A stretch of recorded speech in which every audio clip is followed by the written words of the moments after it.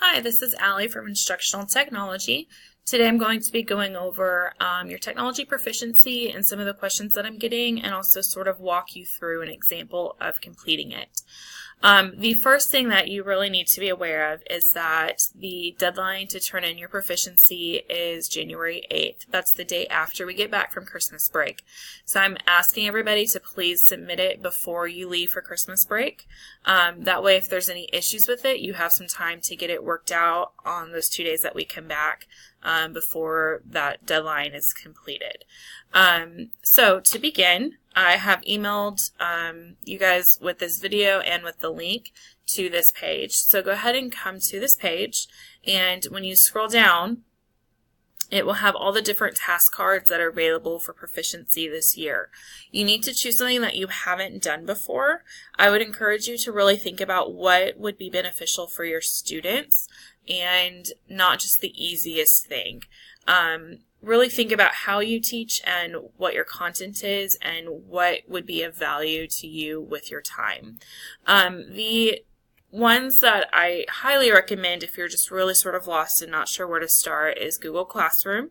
At this point, most of you are using Google Classroom. If you haven't done your proficiency on it already, that would be a great place just to start, because this really is sort of a hub in our classrooms these days.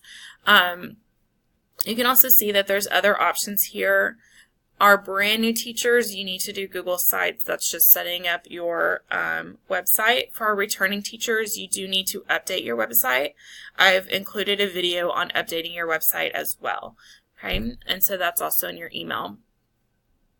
And so you can sort of just choose any of these, whatever you feel like is going to be the best fit for you.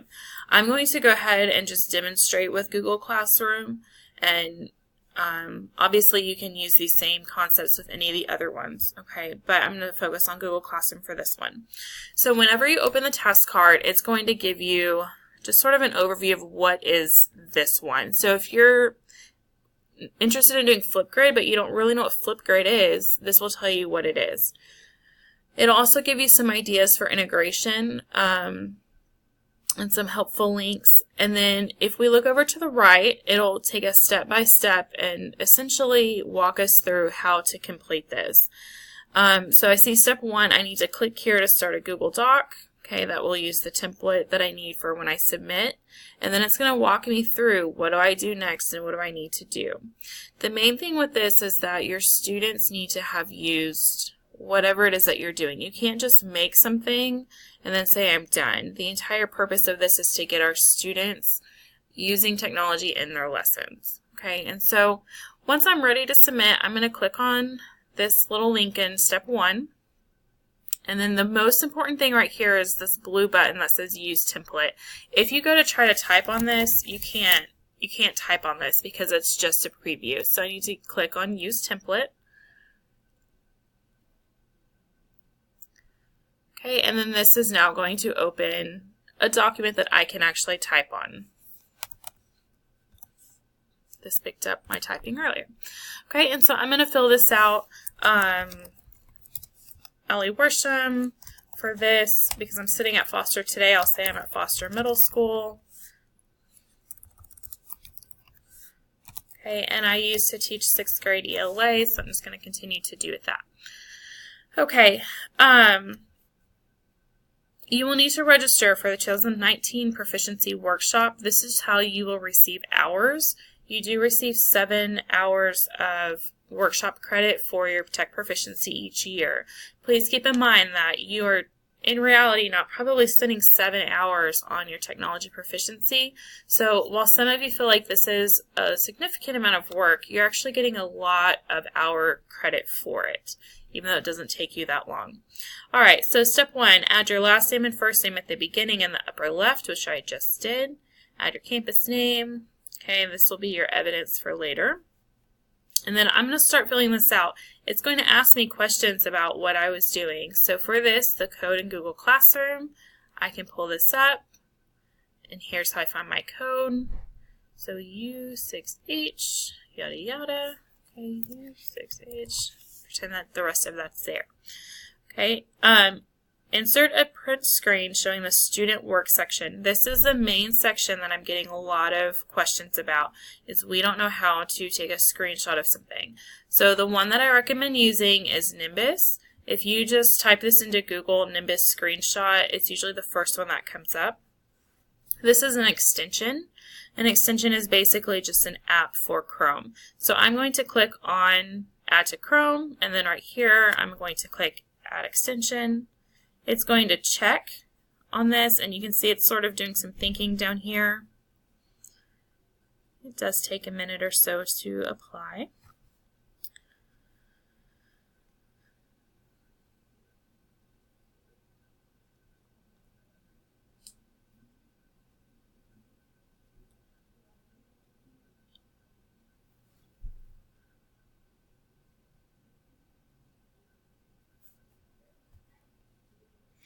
Okay, and so now it's opened a new tab and says Welcome to Nimbus. I really don't need all that.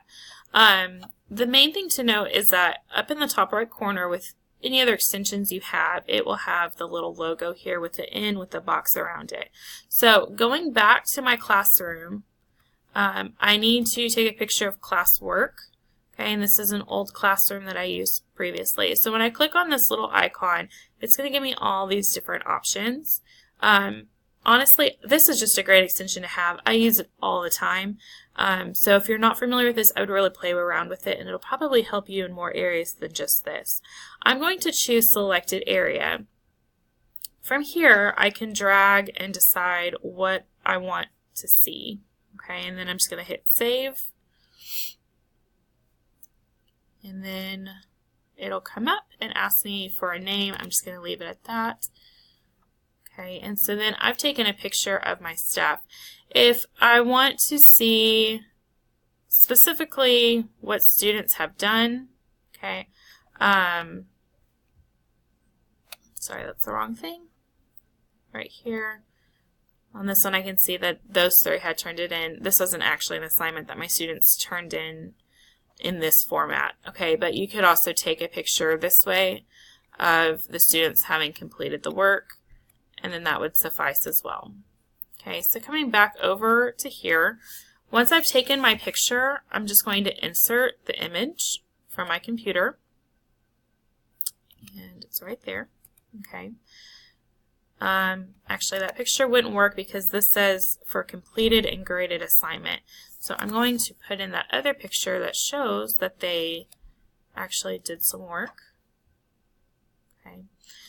Use a print screen showing the class settings. So I'm going to come over here, go back to this.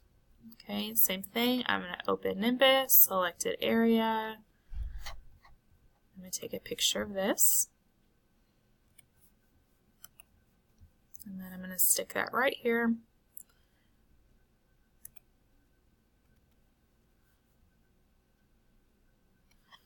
Okay, and then write a brief reflection, 3 to 4 sentences explaining how you intend to use Google Classroom for instruction.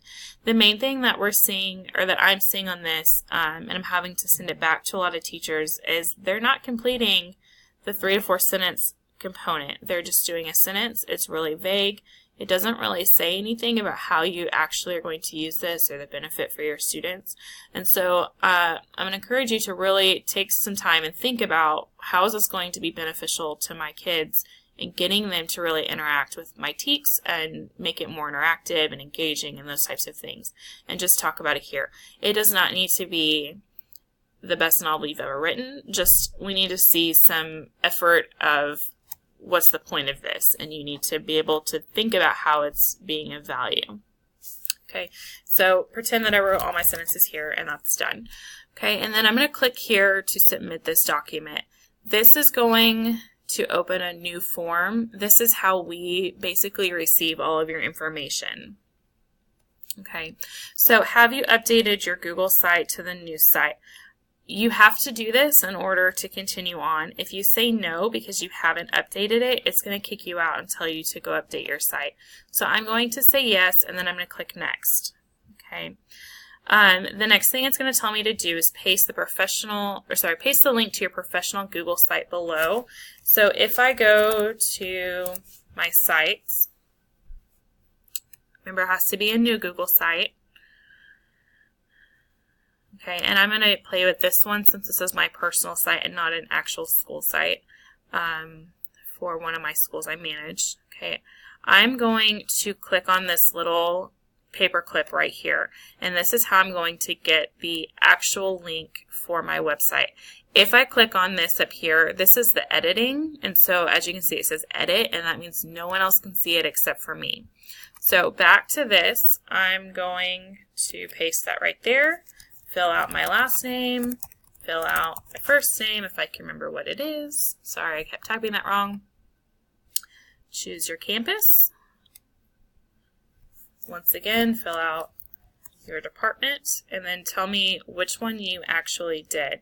This just helps us know exactly what you're supposed to be doing. And then down here, you can only submit this for each one, so proficiency or badge. Most of you are doing a proficiency. I would highly encourage you to continue using technology and creating that 21st century learning environment in your classroom. And once you do that, you can start submitting for badges. Okay, so once I've clicked that, I'm going to hit next. Okay, upload the 2019 document here. If you click on Add File and go to My Drive, this is typically one of the first ones there if you did it at the same time that you're filling this out. If you did this back in the summer or something, what I would do is just type in 2019, and then sometimes you'll kind of start seeing it pop up here for Google Classroom Proficiency, or as you can see, these are all my fabulous teachers who have already submitted their things recently. And so if you just type in the year, a lot of times it'll come up because most of us don't have a ton of stuff yet with 2019 attached to it. And so from here, I'm just going to double click on that and it will insert into this form. And then I'm going to hit submit. I'm not actually going to submit this because this is not an actual submission, but you would submit that. Okay, and so then from there, you'll need to email me saying, hey, Allie, I submitted my proficiency, and I will review all your stuff. Once I see that you've met all the criteria and everything is good to go, I will send you a cute little image that says, hey, you're finished, congratulations, you're done. And then from there, you can start working on badges and earning more technology awards and that type of thing.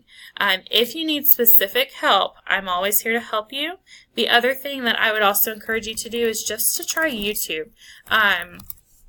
There are hundreds of resources on YouTube, so if I don't know how to get started with Google Classroom and I really just want to learn how to do that, I can go right here. Please type in the year with it because things do change so often. And so this is going to pull up all these different, sorry, I've clicked on something. Okay, all these different tutorials that will walk you step by step through setting up whatever it is. So Google Classroom, if you're interested in Flipgrid, which I'm a huge fan of, there's tons of tutorials that people have already made. Some of these even come from the company themselves, just showing you how to use these things and different integration ideas.